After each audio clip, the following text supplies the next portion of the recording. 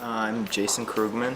I'm a light artist or light sculptor. I specialize in LEDs and arranging electricity in three-dimensional spaces. I work a lot in trying to make lighting really beautiful and tactile and available so that you could see the way that the electricity is arranged in space, and also see the way that hopefully the piece or the artwork is responding to either you or the environment around it. Playing that game is what I like to do, and there are different puzzles that I kind of lay out for myself within those general rules in that environment.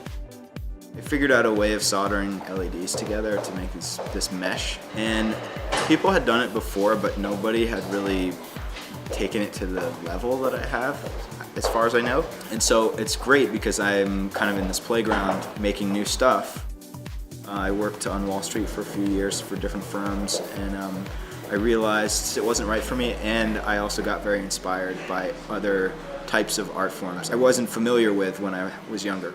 I was really interested in drawing and collage for many years, and making journals and art books, photography, a lot of mixed media stuff.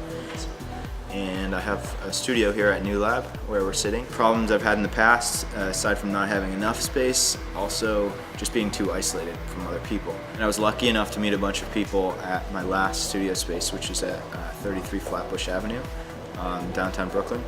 And that community of people and makers it was an incredible place to have a studio. My space was a little bit cramped, but I met all these great people there. And part of that group ended up coming over here. It's important to get inspired, so hopefully it's something that you see something or some kind of project that really inspires you. Maybe it's not artwork, maybe it's some other discipline, but for those people who see artwork and get inspired by it, to also retain that emotional feeling, but then also try to be highly rational and realistic about things too.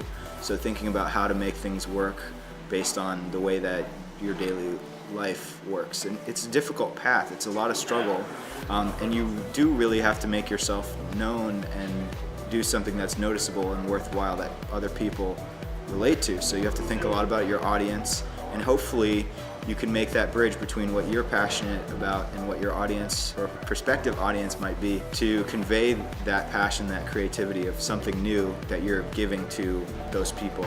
And if you can do that and solve that, then you begin to be in a position where you can think about how can I monetize this, which is absolutely crucial to creating something that's self-sustaining.